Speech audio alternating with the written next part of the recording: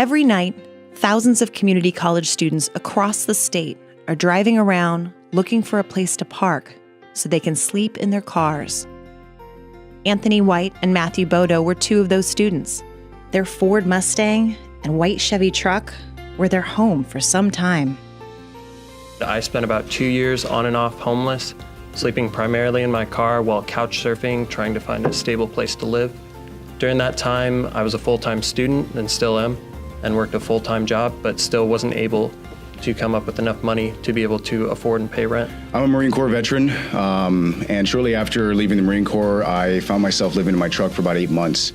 I am a full-time dad, but unfortunately I had to send my son to live with his mother out of state when I figured out that really the housing situation I was in wasn't going to be feasible. I can't imagine what that would feel like, and the fact that we have 80,000 kids, 85,000 sons or daughters across California that are sleeping in their cars tonight, and all they're looking for is a safe place to sleep. A recent report by the California Community College's Chancellor's Office says that about 1 in 5 community college students have been homeless within the last year. Assemblymember Mark Berman has introduced legislation to help. AB 302 would allow homeless community college students to sleep in their cars overnight in campus parking lots. AB 302 is not a solution to the homelessness crisis. Building more housing is. The reality is that students are sleeping in their vehicles right now.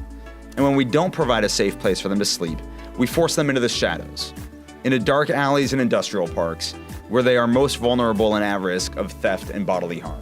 Many students see community college as an opportunity to improve their lives, and housing insecurity can affect their ability to do well in classes and can even have an impact on their mental health. I was working full-time, I was going to school in the evenings, and after I left class each night, the biggest challenge for me was, where am I going to go? Where am I going to be in a safe environment where I'm not going to be harassed? I'm not going to have interactions with law enforcement that could potentially have me lose my vehicle, lose my mode of transportation, lose the means of what security I had left. I did attempt to sleep in my car on campus and was asked to leave several times by campus police.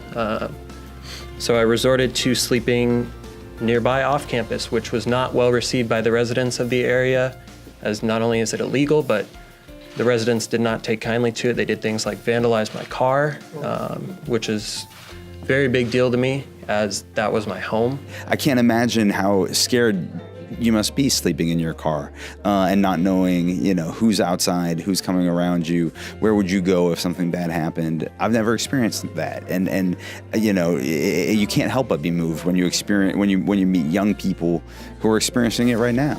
This is something really simple that we can do to provide them immediate relief tonight, but it can improve their quality of life. It can give security to them.